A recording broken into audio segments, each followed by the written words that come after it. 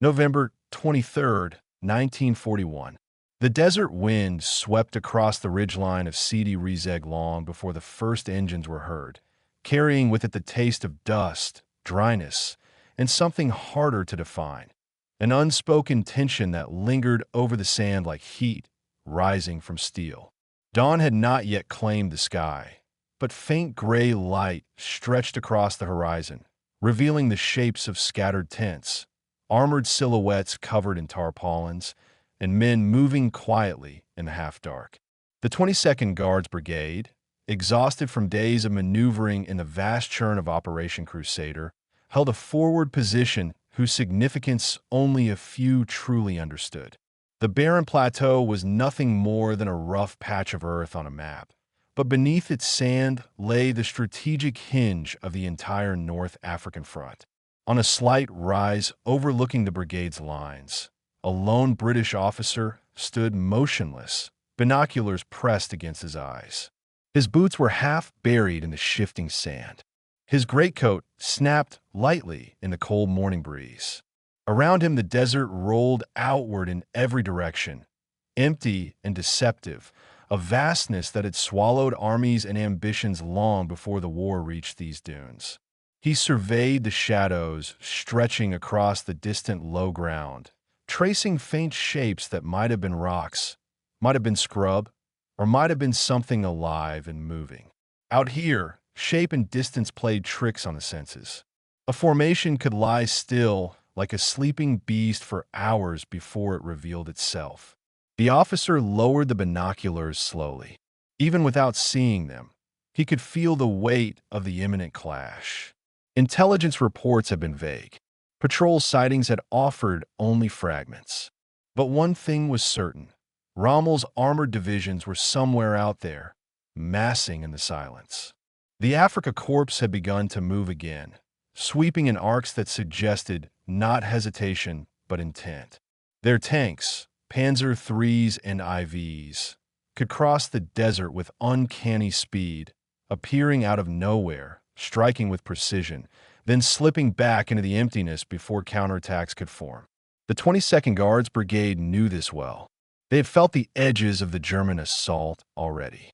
But what was coming now felt different, heavier, larger. A concentrated thrust meant to break the British line, sever the Allied hold near Tobruk, and reopen the corridor that Rommel needed to restore momentum to his stalled campaign. Below the ridge, the brigade's infantry companies took positions among shallow trenches carved into hard-packed soil. The men moved with disciplined calm, their faces drawn from fatigue but sharpened by the unmistakable awareness that they stood between the Afrika Korps and a breakthrough that could unravel months of planning. Tanks of the British 4th Armored Brigade lingered farther back, their engines idling low, their crews preparing for the inevitable moment when they would be called forward. Artillery crews checked the elevation and traverse of their 25-pounders, adjusting the seats, clearing the breach, laying out shells in neat rows despite the uneven ground. The soft light revealed their movements with a clarity that felt almost fragile, like moments captured on a film reel that would later be studied frame by frame. The desert air shifted. A faint tremor rolled through the ground, barely perceptible at first. Then came another, then another. The officer on the ridge turned his head sharply. A low, distant rumble drifted across the horizon, carried in the thin morning air just enough to reach the trenches. Men paused. The gunners raised their heads. The tank crews stiffened. The sound grew, deepened, multiplied.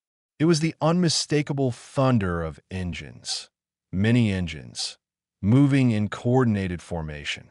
And then the shapes appeared. At first they were only specks in the pale dawn, then glints, then darkening silhouettes stretching across a broad front. The Afrika Korps was coming. The Panzer spearhead approached in a long, sweeping arc, their formations fluid and deliberate, advancing with the confidence of seasoned crews who had spent months mastering the terrain. Dust trailed behind them like thin banners. Trucks and half-tracks followed in rows behind the tanks, carrying infantry of the 15th Panzer Division. Artillery batteries moved into supporting positions, their barrels rising like predatory birds preparing to strike. This was not a probing attack. This was a full armored push, the kind Rommel used to break open battlefields and collapse defensive lines before his opponents understood what had happened. The British officer watched as the line of German armor grew clearer by the second. He felt the cold weight settle deeper in his chest, not from fear but from recognition. This was the moment the brigade had anticipated, the moment that would test their strength to the limit. The ridge at Sidi Rezegh was no fortress, no fortified city, no mountain stronghold. It was simply ground held by men who understood their place in the greater struggle. The brigade was small, 3 battalions stretched thin, supported by a handful of tanks and artillery pieces, but their position was crucial.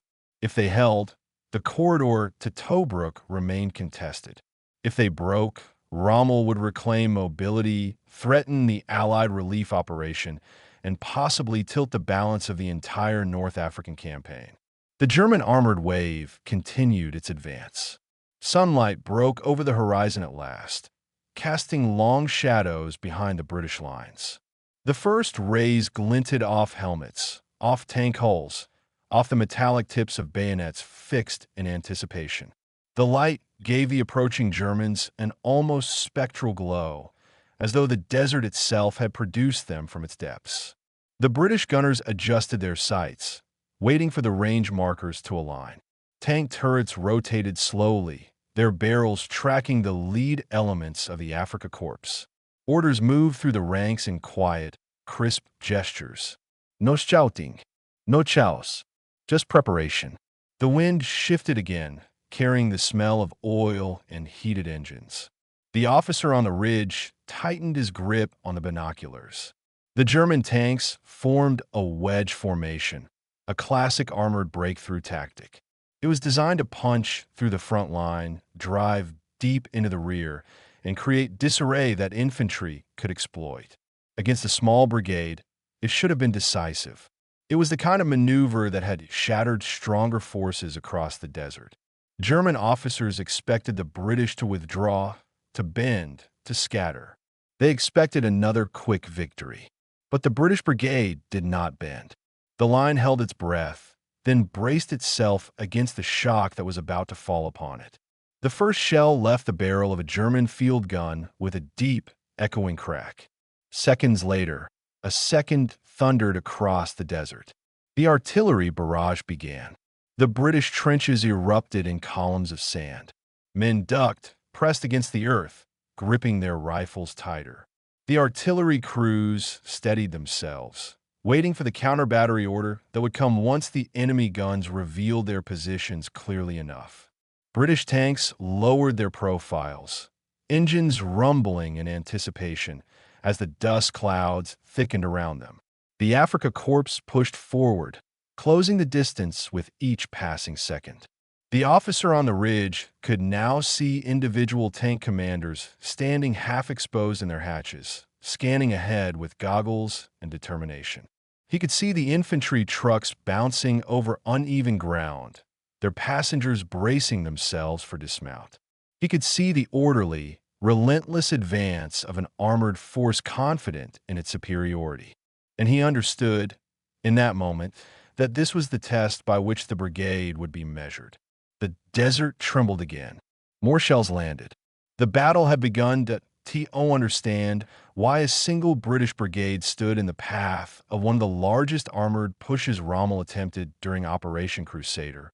One must return to the broader tension that defined the North African campaign in late 1941. The Desert War, often portrayed as a sequence of sweeping tank maneuvers across open expanses of sand, was far more intricate than the landscape suggested. Beneath the dust and heat lay a series of interconnected pressures, logistical constraints. Supply routes stretched to breaking point, and the desperate struggle to keep the isolated garrison of Tobruk alive.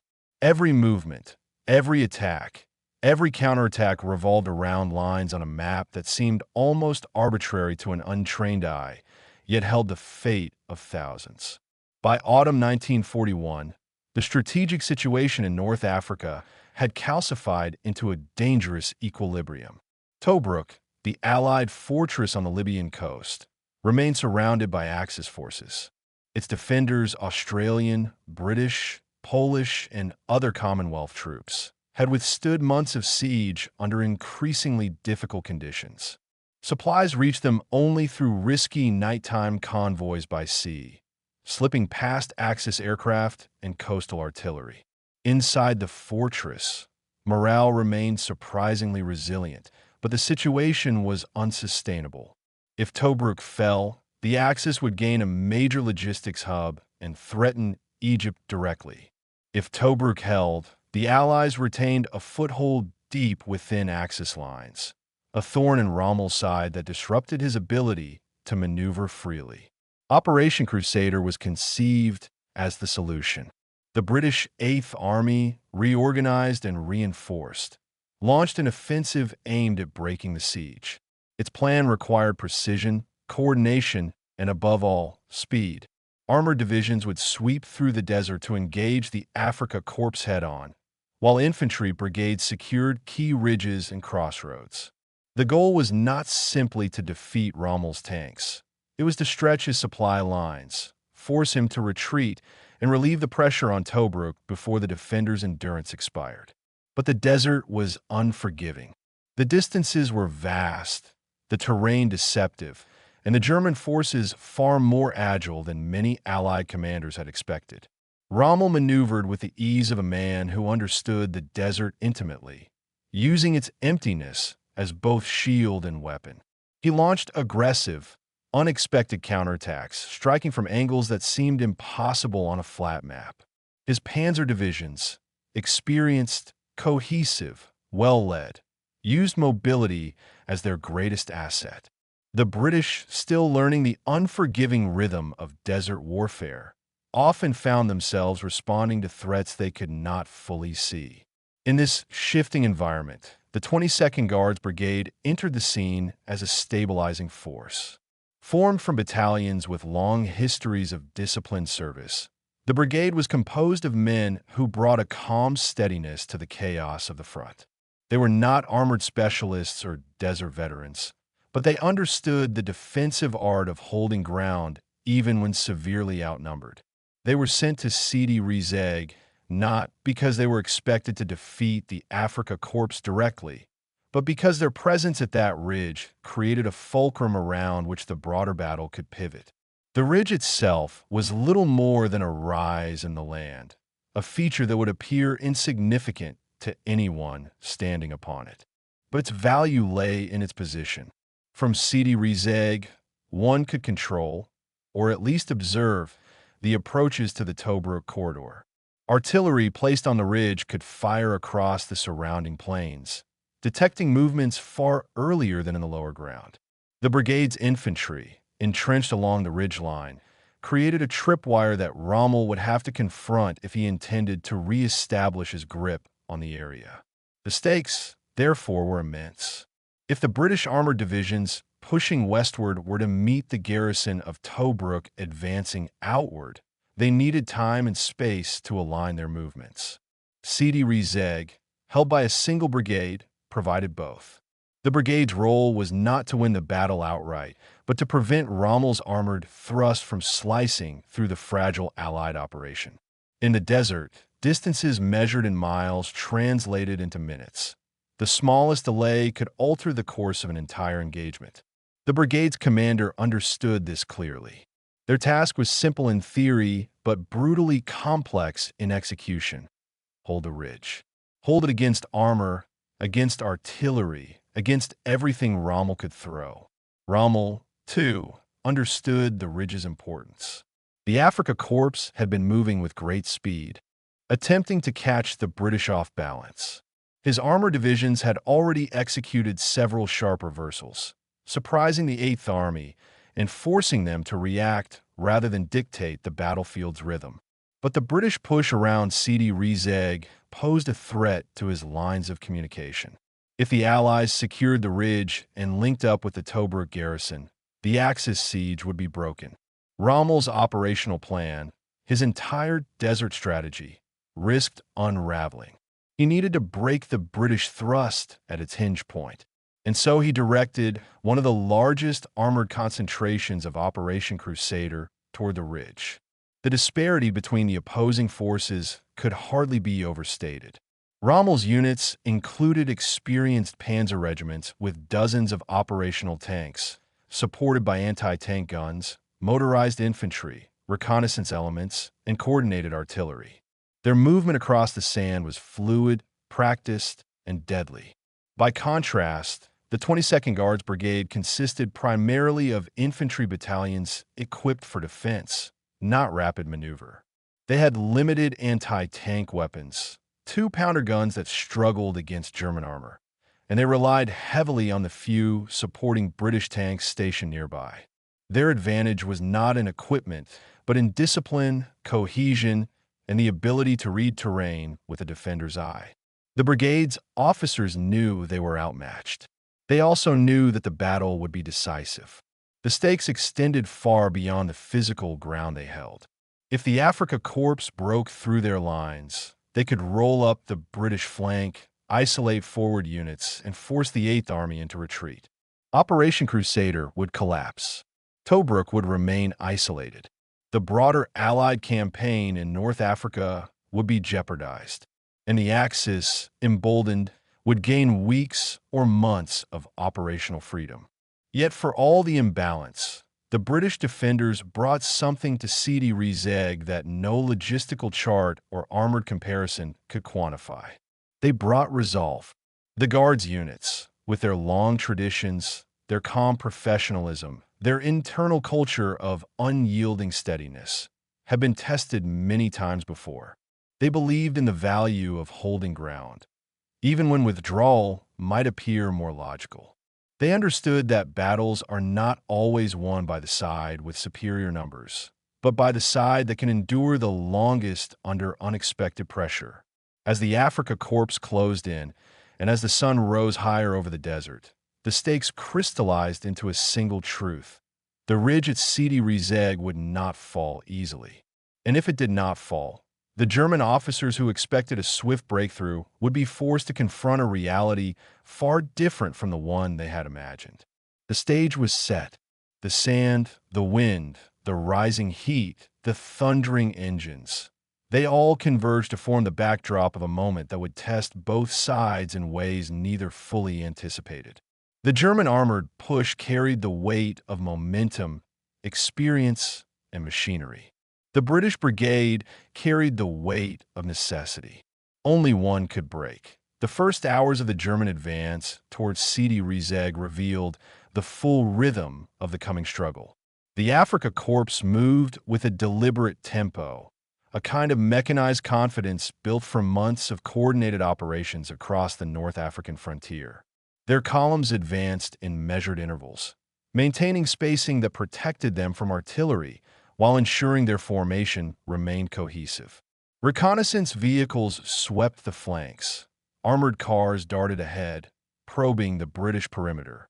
Behind them, the panzer regiments formed the drive of the assault, their movements synchronized through signals and radio transmissions that gave the advancing wave a sense of inevitability. From the British trenches, the scene unfolded with a clarity sharpened by adrenaline and the strange stillness that often accompanies the opening moments of a major confrontation. The distant silhouettes grew larger, their outlines resolving into the distinctive angular forms of Panzer III and Panzer IV tanks. Crews inside the trenches could see the characteristic forward lean of German armor as it crested small undulations in the desert, the shadows shifting across their hulls as the sun lifted higher. The dust clouds behind them lengthened, carried sideways by the wind, forming a pale veil that shimmered in the morning light. The British artillery positions near the ridge prepared to fire. Range calculations were checked and rechecked. Officers scanned the enemy's approach, seeking patterns in their movement. The British had faced German armor before. They knew that the moment the Panzers entered effective range would mark the beginning of the battle in earnest. But this time the scale was different. The sheer number of tanks advancing across the flat expanse signaled that Rommel intended not merely to test the British line, but to shatter it. The British tanks positioned behind the infantry lines maneuvered into shallow hold-down positions, using the slight rises of the terrain to conceal their lower hulls while keeping their guns exposed. These were mostly Crusader tanks, fast and agile, but lightly armored, and their crews understood both their strengths and vulnerabilities. Against the Panzer III and IV, the Crusaders' 2-pounder guns were effective at close to medium range. But the German vehicles carried thicker armor and had become increasingly resistant to British rounds. The tank crews prepared their positions carefully, knowing that surprise and positioning would be essential if they hoped to slow the armored tide. As the distance closed, the tension in the British lines grew sharper. The infantry crouched low in their trenches, gripping rifles and Bren guns, aware that their role would come once the German infantry began to dismount and attempt to seize the ridge by force. For now, their task was to remain still and let the gunners and tank crews do their work. The desert wind brushed across the ridgeline, carrying loose grains of sand that clung to uniforms and settled on equipment. The sound of engines grew louder, merging into a deep, resonant hum that vibrated through the ground itself. The first British artillery shells arced into the sky. Their trajectories rose sharply before leveling off, descending in controlled plunges toward the advancing German columns.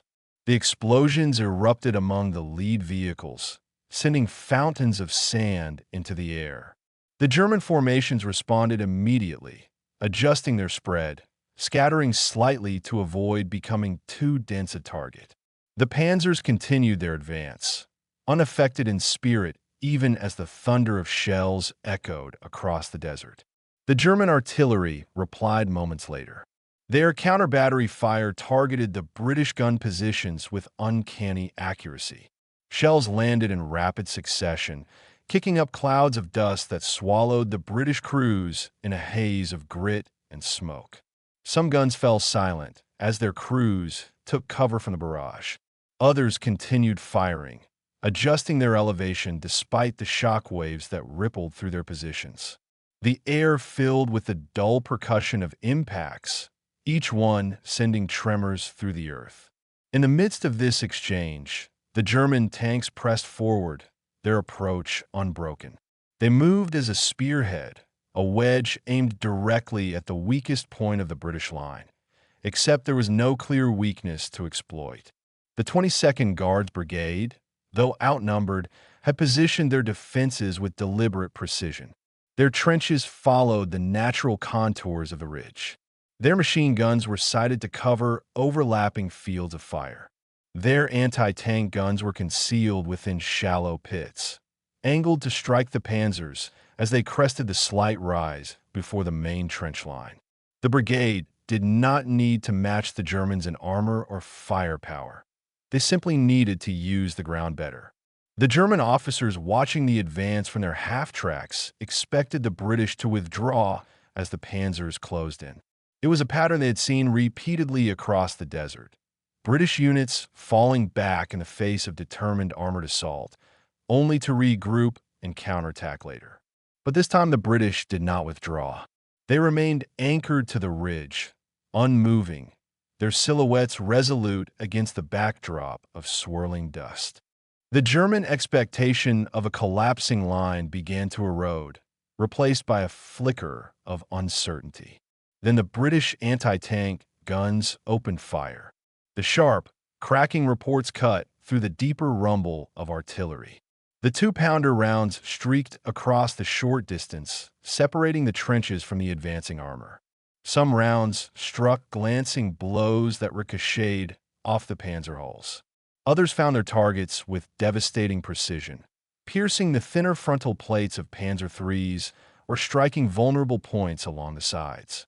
The first German tank burst into flames, its crew scrambling out into the sand. Another halted abruptly, smoke pouring from its engine compartment. Still, the German advance continued. The Afrika Korps was accustomed to taking losses at the front of an armored push. The momentum of the assault depended not on individual vehicles, but on the collective weight of the formation. But as more British guns revealed themselves, firing in coordinated volleys, the Germans began to realize that this ridge was more heavily defended than anticipated. The British line did not show signs of strain. The trenches did not waver. The fire directed at the armored spearhead intensified, creating a wall of resistance that slowed the tempo of the German advance. The British tanks behind the ridge began to move, emerging from their hull-down positions. They advanced in short bursts, firing and repositioning, using the dust clouds kicked up by artillery as partial cover. Their shots struck the advancing Panzers at closer ranges, increasing the likelihood of penetration. The desert became a shifting field of smoke, fire, and metallic impacts. Tank hulls smoldered in the sun. Crews shouted orders lost beneath the roar of engines and the cracking of shells. For every German tank disabled, 2 more pressed forward. The British lines absorbed the shock, stabilizing themselves behind the shallow earthworks. The brigade's cohesion held. Their fire discipline remained steady. Even as the casualties mounted, even as shells exploded perilously close, the British infantry maintained their positions with a demeanor that defied the expectations of the advancing Germans. And for the first time that morning, the German officers felt a subtle shift in their perception. What they had expected to be a swift and overwhelming blow had become a grinding engagement, the kind of stubborn resistance that forced recalculation. The ridge was not yielding. The British brigade was not breaking. The desert, which so often favored fluid movement and rapid armored exploitation, had become the stage for a defensive stand that challenged the very assumptions of the Afrika Korps. Rommel himself, observing reports filtering through command channels, began to recognize the nature of the resistance forming at Sidi Rezegh. The British brigade was holding a key point with unexpected tenacity. Their defense was not a mere delay. It was an anchor around which the broader British offensive could reorganize. If the Germans failed to break the line, they would lose the chance to regain the initiative. The battle was no longer a simple armored thrust. It had become a contest of wills, one that would escalate further as the day wore on. The climax at Sidi Rezegh did not erupt in a single moment. Instead, it unfolded as a slow, relentless tightening of pressure, a steady convergence of steel, smoke, and human resolve pressing against one narrow ridge in the North African desert. As the sun rose higher, the temperature climbed with it, drawing heat from the ground until the air shimmered with distorted currents. The sand grew hot enough to sting through the soles of boots. Metal sieved Bodeskin, the desert, indifferent and ancient, offered no shade, no relief. It simply watched as the opposing forces collided with increasing violence. By midday, the Afrika Korps had committed additional units to the assault. Fresh Panzer companies advanced across the open ground, widening the arc of the attack. Their engines growled as they maneuvered through the smoke. German half-tracks carried infantry who prepared to dismount under fire. Anti-tank guns were unhitched and shoved into firing positions. Their barrels angled toward the British line. Dust swirled in dense spirals behind every movement, blurring the horizon and turning the battlefield into a shifting haze of shapes and shadows. The British brigade held firm, but the strain was beginning to show. Their trenches, shallow and exposed, were pocked with craters from German artillery. The earthworks trembled with each impact. The sandbags that formed the parapets were torn open, spilling sand across rifle positions. The air above the ridge vibrated with the constant roar of shells passing overhead. Shrapnel hissed as it cut through the air. The men in the trenches pressed themselves low, working their weapons mechanically, their faces streaked with sweat and dust. British artillery crews fought with increasing urgency. They pulled smoldering shell casings from the breeches of their guns, their gloves blackened by heat and residue. The ground beneath the guns had been churned by recoil and explosions, forming shallow pits that filled with drifting sand. Some guns had fallen silent after direct hits. Others, though damaged, continued firing under makeshift repairs. The smoke from their barrels rose in thin, wavering trails that merged with the broader pall hanging over the ridge. The British tanks played a critical role at this moment. Crusaders and a handful of heavier Matilda IIs attempted to intercept the armored thrust, using the limited cover of the terrain to strike at German flanks. Their movements were deliberate: advance, fire, reverse, relocate. Their tracks churned dust into the air, creating screens that obscured their positions. They fired their 2-pounders with rapid precision, each shot sending a metallic crack across the desert. Some rounds bounced harmlessly off German armor. Others struck vulnerable angles, punching through plates and igniting fuel tanks. The armored duel intensified, the space between the two forces shrinking into a chaotic exchange of fire and maneuver. The Germans answered with their own concentrated fire. Their tanks advanced in staggered lines, hulls angled to present the thickest armor. Their 50mm guns spat sharp bursts of flame. British tanks were hit, some erupting in violent explosions that sent fireballs shooting into the sky. Crews bailed out when they could, crawling across the sand toward the trenches as rounds impacted around them. The German tanks closed the distance, and the battlefield began to contract, compressing the defenders' available space. For the infantry of the 22nd Guards Brigade, the battle reached its fiercest point as the German armored wedge neared the trench line. The thunder of tank tracks grew louder, vibrating through the earth. Shadows passed over the trenches as the Panzers crested the slight rise before the ridge, their forms looming over the defenders like metallic beasts. Some British anti-tank guns continued firing until the moment they were crushed under the tracks of advancing tanks.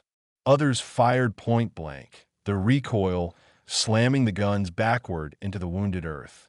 The desert erupted into a frenzy of motion and sound.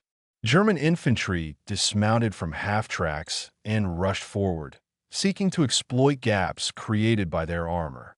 British machine guns opened fire, their barrels glowing red as they poured bullets into the advancing ranks.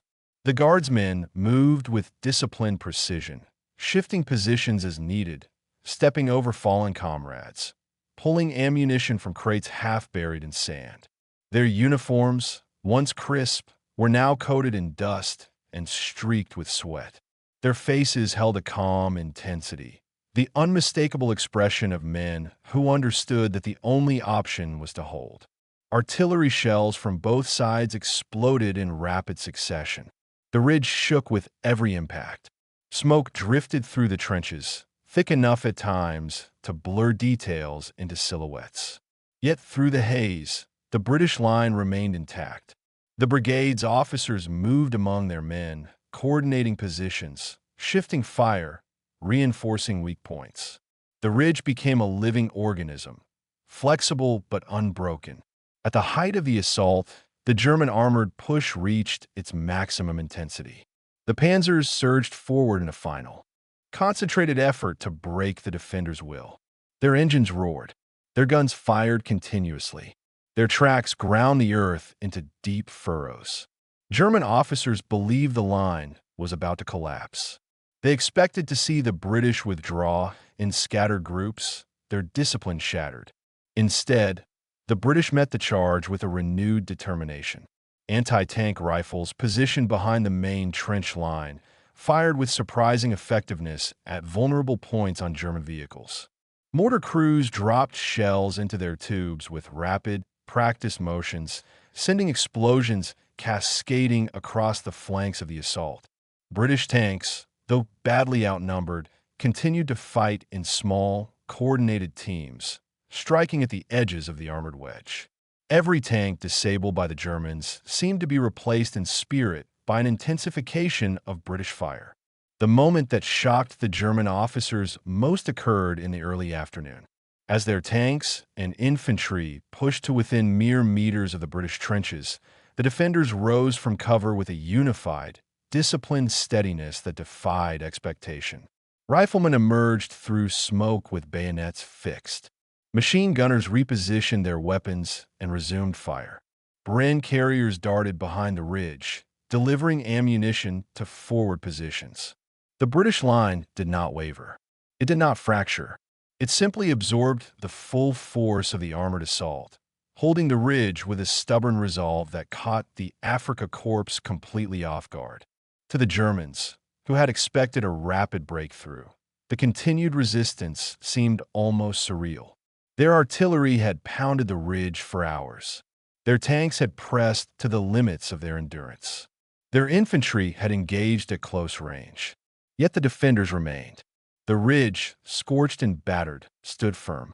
The German advance slowed, then stalled. A creeping doubt began to spread through their command elements.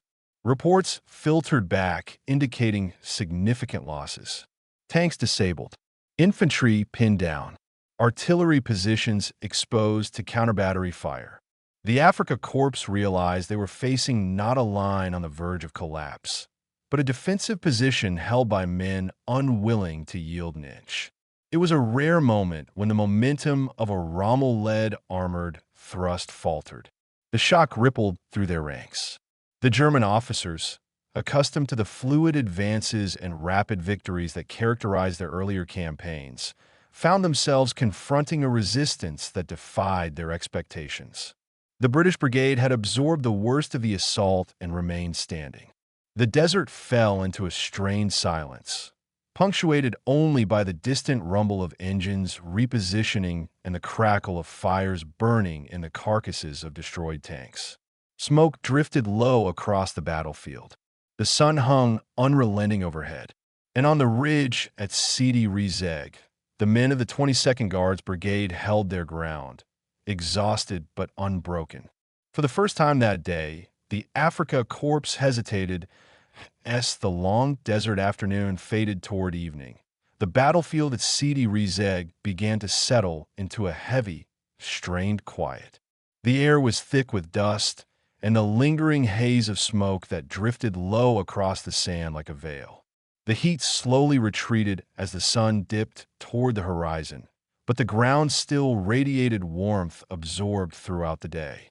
The ridge, battered and scarred, bore the marks of the struggle that had consumed it for hours. Craters pocked the earth in uneven patterns. Burned-out tanks cast long shadows across the dunes. Trench parapets had collapsed under sustained bombardment. And everywhere, the desert smelled faintly of oil, cordite, and the metallic edge of heated steel. The men of the 22nd Guards Brigade remained in their positions. Despite the exhaustion etched into their movements, they worked steadily, reinforcing damaged sections of the line, redistributing ammunition, counting survivors in each company. Their uniforms were torn and dust-covered. Their boots were caked with sand. Many bore wounds from shrapnel or bruises from concussive blasts. Yet they retained a quiet composure, a steadiness that had carried them through the most difficult hours of the battle. Their discipline, forged through years of rigorous training and tradition, had been tested under the full weight of armored assault and had endured. Across the field, the Germans regrouped.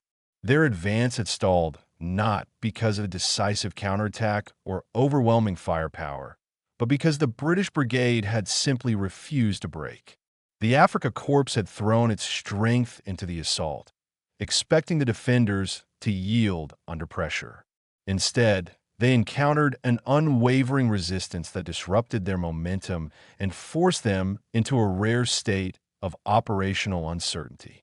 Reports from forward elements confirmed that the British line was still intact. Anti-tank fire remained steady. Machine guns had not fallen silent. Artillery observers continued transmitting coordinates for new firing patterns. The ridge was not only held, it was alive with defensive activity. This reality surprised the German officers. The calculations that underpinned their advance had been predicated on speed and psychological dominance. Yet here, on a nondescript rise in the desert that offered little natural protection, a relatively small British brigade had absorbed the full impact of their armored push and stood firm. The shock of this resistance rippled through the German command structure. Officers accustomed to swift results now found themselves facing a stubborn obstacle that refused to yield to concentrated force. In the broader operational context, the Afrika Korps still remained formidable, but at Sidi Rezegh they had been forced to pause, a rare interruption in their usual mastery of desert warfare.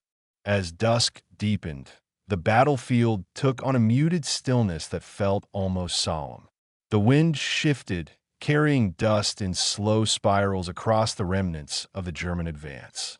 Smoke from smoldering tank hulks drifted in thin lines that dissolved into the cooling air.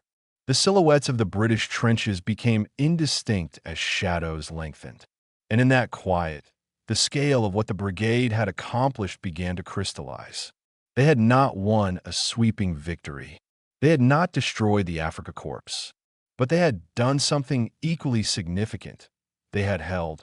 Holding the ridge at Sidi Rezegh seemed, at first glance, a small tactical outcome compared to the immense forces operating across the desert. Yet in the context of Operation Crusader, that act of defiance carried profound implications. The brigade stand disrupted the Axis effort to regain control over the approaches to Tobruk.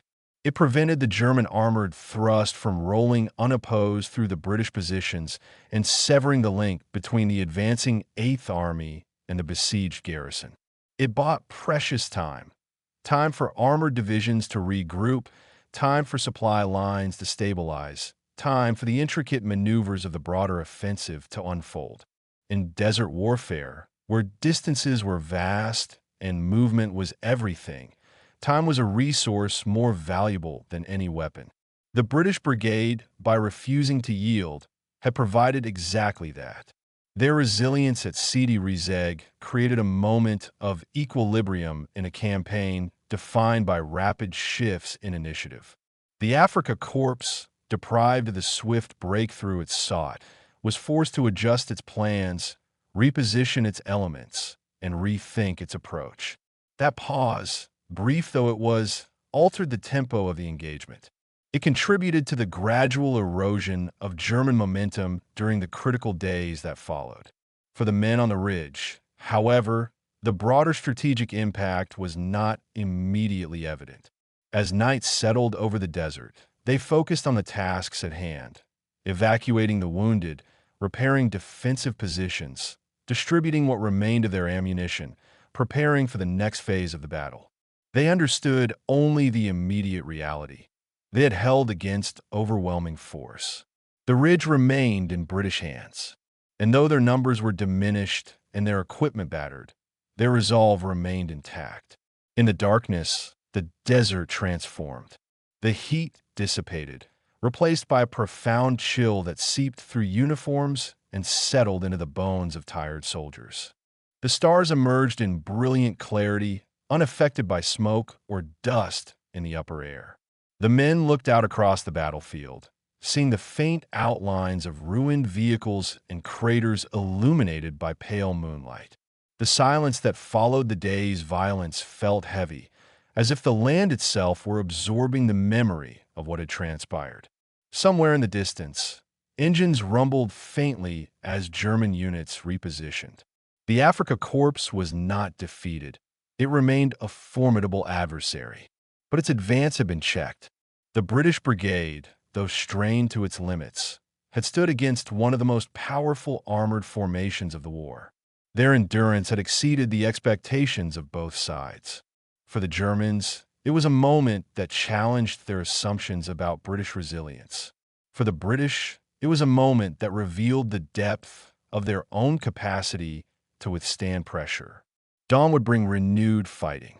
The battle for Sidi Rezegh would continue, shifting in intensity as both sides maneuvered for advantage. Losses would mount.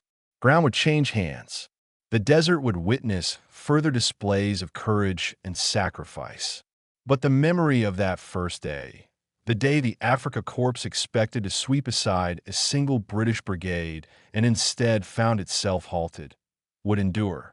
In the long arc of the North African campaign, the stand at Sidi Rezegh represented one of those quiet turning points that do not immediately announce themselves with decisive victories or dramatic reversals. Instead, it revealed a truth often overshadowed by the sweeping movements of tanks and the grand narratives of war, that sometimes the resolve of a small group of men in an exposed position can shift the course of an entire operation. Their endurance becomes a fulcrum upon which larger events turn. For the German officers, the realization came gradually but unmistakably. Their armored superiority, their tactical proficiency, their experience in desert warfare, all had met an unexpected obstacle in the form of disciplined, determined defenders. The shock of encountering such resistance forced them to reconsider the nature of the enemy they faced. It was a reminder that in war, even the most carefully calculated plans can be challenged by the will of those standing on the ground. For the British Brigade, the stand at Sidi Rezegh became a testament to their identity. It reflected their history, their training, their unspoken belief that holding the line was not simply a tactical requirement, but a defining principle. They had been placed in a position of immense responsibility with limited resources, and they had fulfilled that duty with unwavering resolve. In the broader context of World War II, the story of their stand adds depth to the narrative of the North African campaign. It highlights not only the sweeping maneuvers and famous commanders, but also the smaller actions, the moments of grit and determination that shape the outcome of the struggle. It reminds us that wars are not won solely through grand strategies or decisive battles, but through countless acts of endurance performed by soldiers who hold their ground even when the odds appear insurmountable. As the desert cooled under the rising moon and the battlefield settled into uneasy quiet, the ridge at Sidi Rezegh remained a symbol of that endurance. The men who held it did not know how history would remember their actions. They only knew that they had done what was required of them in the face of overwhelming force. And in doing so, they had reshaped the battle in ways that would echo far beyond the sands of the Libyan desert. The desert wind moved softly across the ridge, lifting thin trails of dust into the air. The battlefield lay still, illuminated only by faint starlight and the occasional flicker of burning wreckage. In that sparse, silent landscape, the legacy of the day settled gently into place, a quiet testament to resilience, discipline, and the unyielding resolve of a single brigade that refused to break.